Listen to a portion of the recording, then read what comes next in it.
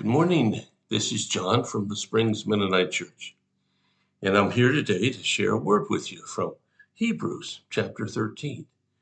Now, we don't look at Hebrews an awful lot, and when we do, we kind of focus on the faith chapters, which would be 11 and 12.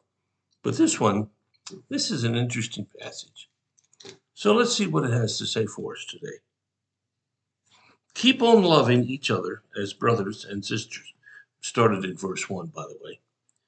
Don't forget to show hospitality to strangers.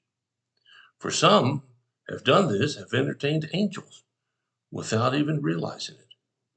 Remember those in prison as if you were there yourself.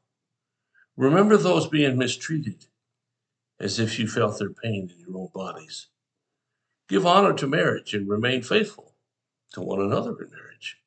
God will surely judge people who are immoral and those who commit adultery. Don't love money. Be satisfied with what you have. For God has said, I will never fail you. I will never abandon you. So we can say with confidence, the Lord is my helper, so I will have no fear. What can mere people do to me? This passage talks about how to live. And there are other passages that talk about it too. I don't know of any passage that combines several different scenarios as this one does. So it starts off by saying, keep on loving each other. Keep on loving. See, the word here implies you're already doing it. And I know a lot of people that,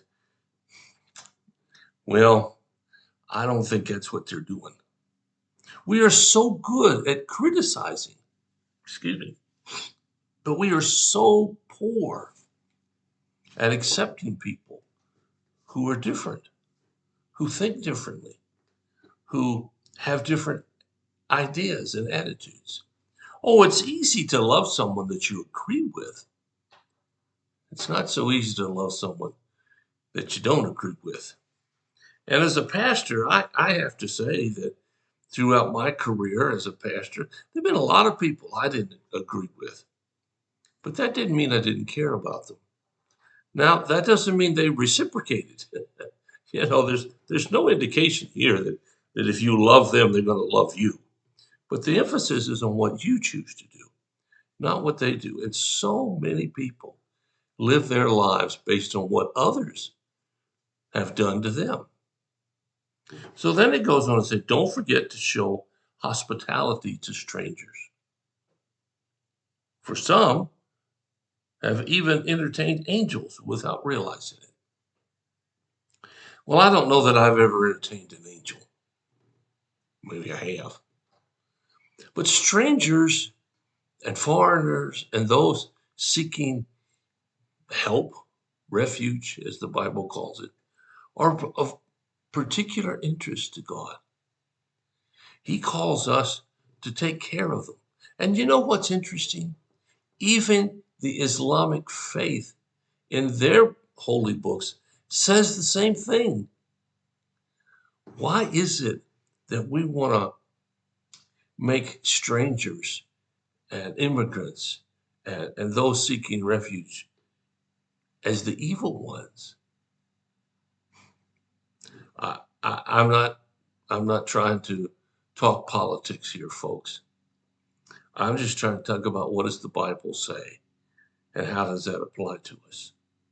And it says clearly here, don't forget to show hospitality.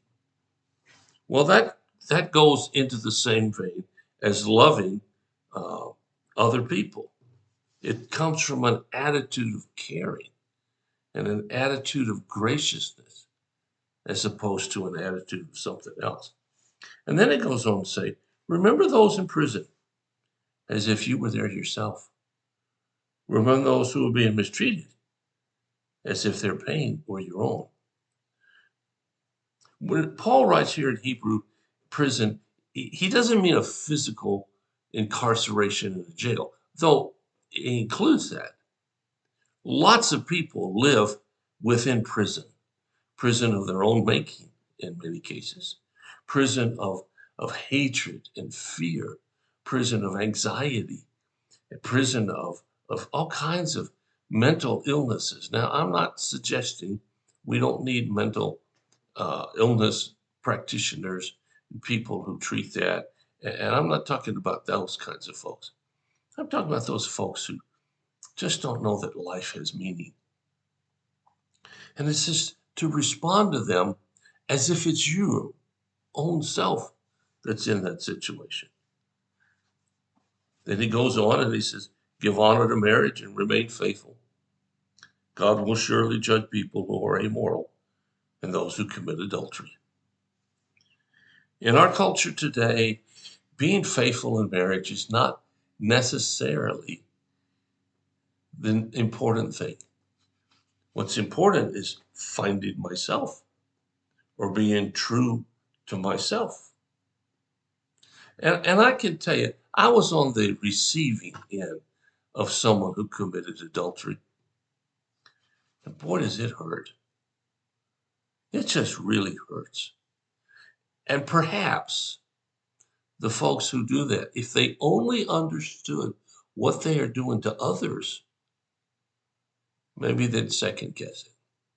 But nevertheless, wherever you are in life, if you're married, love your partner. If your marriage isn't great, then go get some counseling and fix it. Don't do this kind of foolishness of mistreating people, because God will honor your behavior either positively or negatively. You see, God is watching over us all the time, wanting us to do the right thing, wanting us to find ways that we can help others. This passage talks all about that. And then it finally gets to the point, which is really where the stuff meets the road. The rubber meets the road, as they say. Don't love money. Be satisfied with what you have. Now, all around us in this world, the advertising media teaches us to not be satisfied. But God says, don't listen to that. He said, I will take care of you, and you don't have to fear.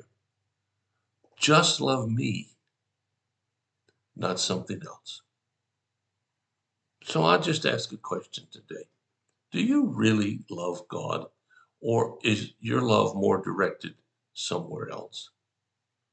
Well, I would suggest, from my experience and from what the Word tells me, that trusting God's a better plan.